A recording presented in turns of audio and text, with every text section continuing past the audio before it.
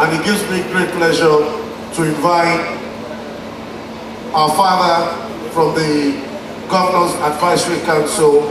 This is a group that are seriously working with the government to move their state forward. Please let's welcome a father in a million, Baba, our young men, Papa Honorable Distinguished Senator Tajuddin Olusi. A round of applause for him, please. Baba Tajuddin Olusi. Please do not stop clapping our leader.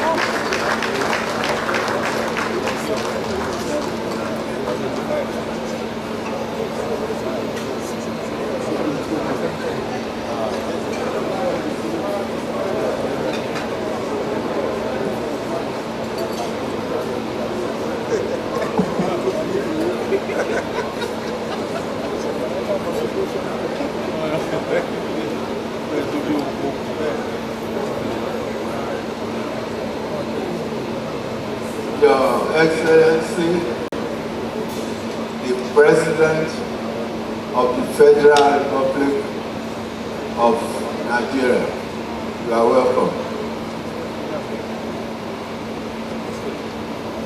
The Governor of Lagos State, I pay my respects. Distinguished ladies and gentlemen, I want to get your approval.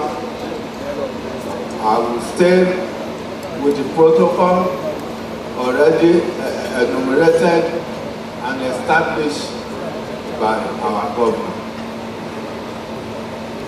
My principal task is to thank this gathering.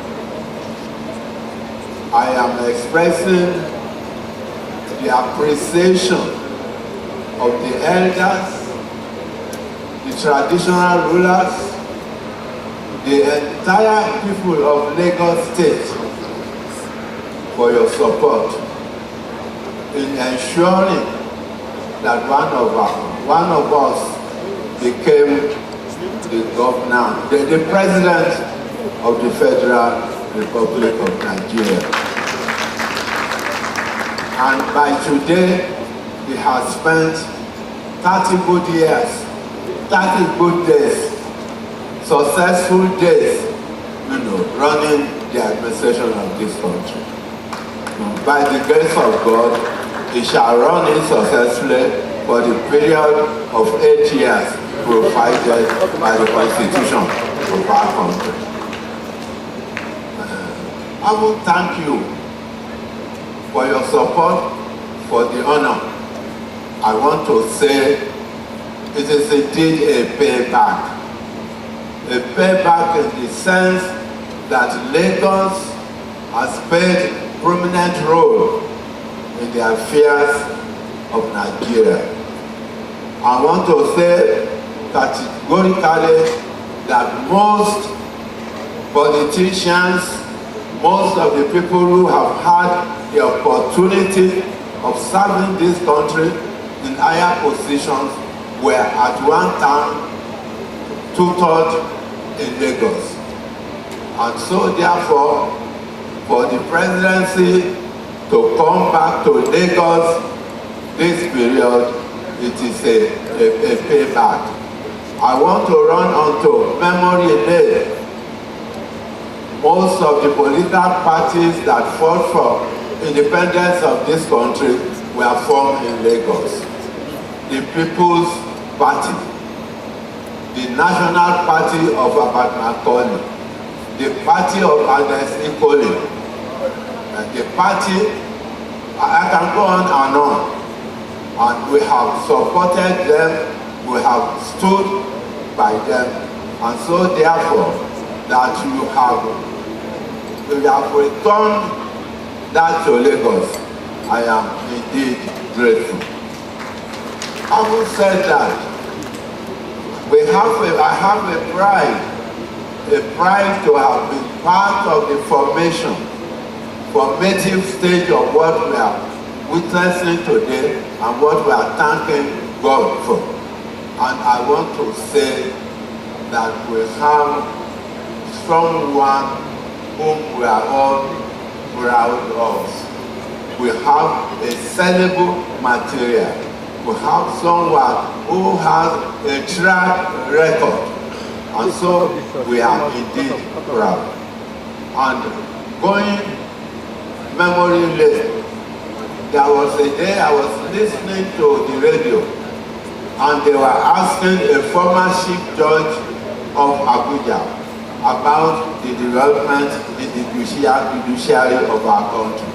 And he made reference to the reformation undertook by the administration of Bola Ahmed Tinubu, our president in Lagos. And he said since then, all the states of the federation have sent their officers to Lagos to understudy the information that was made by our today's president in Lagos. We can also refer, to the revenue improvement in Lagos. This also attracted the attention of all states, and all states in Nigeria, without exception, sent their officers to understudy, what that miracle that it was performed by Bola Ahmed Tinubu in Lagos. And so therefore, we thank God that we have a man. You see, our man is such a wonderful man. I sometimes describe him as the chief recruitment officer. Those of you who read a bit of management, and particularly personnel management, you will remember the role of a recruitment officer.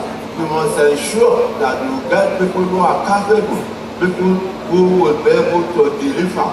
And evidences galore, in that respect.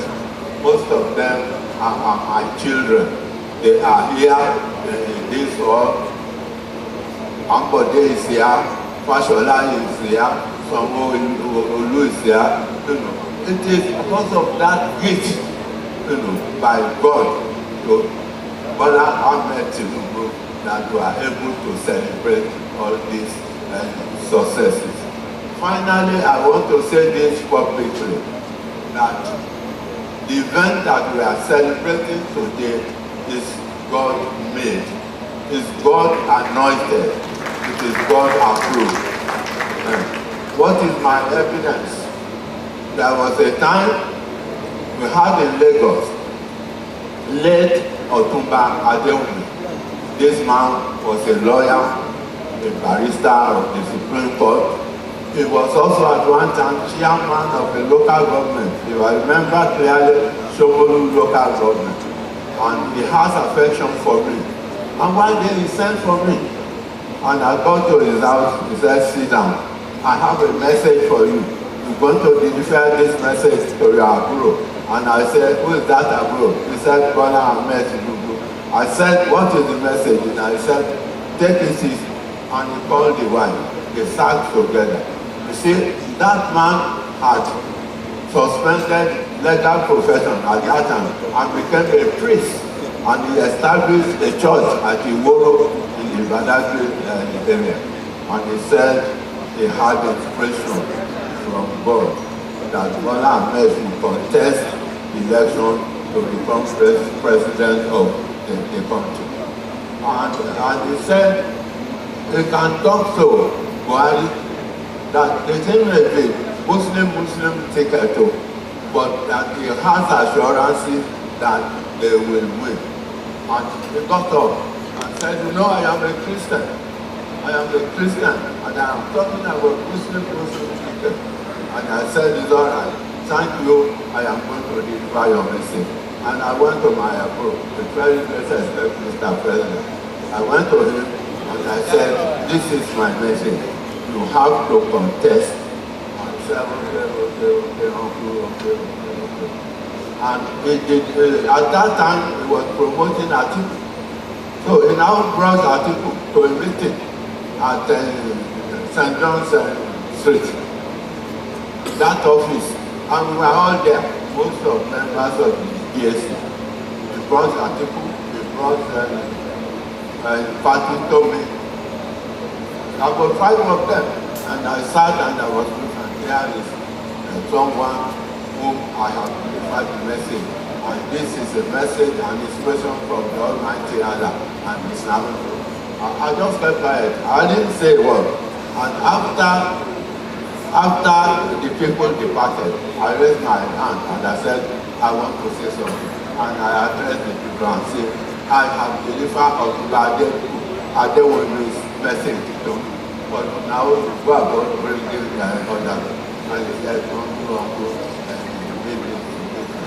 But what I am saying is that Muslim ticket that was shown to late Otuba Adewolu has now manifested in the success of gentleman as President Bola Ahmed Tinubu. But finally, let me just make one reference to his wisdom, God-given wisdom. In Lagos, you see some of us who are on the way out. He established what we call Governance Advisory Committee. A committee of SDs, ex-that, a committee of a number of us who are suffering. I tell people old age, and when they say you are aging, I say you are aging but you are decaying. You cannot walk properly, you sometimes don't see properly, you are on the way out. But sometimes my brother, the president, realized that these aging people still retain a lot of wisdom that can be useful to the country. He established this AC. The DAC is made up of both young and old, and they are very, very helpful in the administration of the country. That is the man whom God has given to us.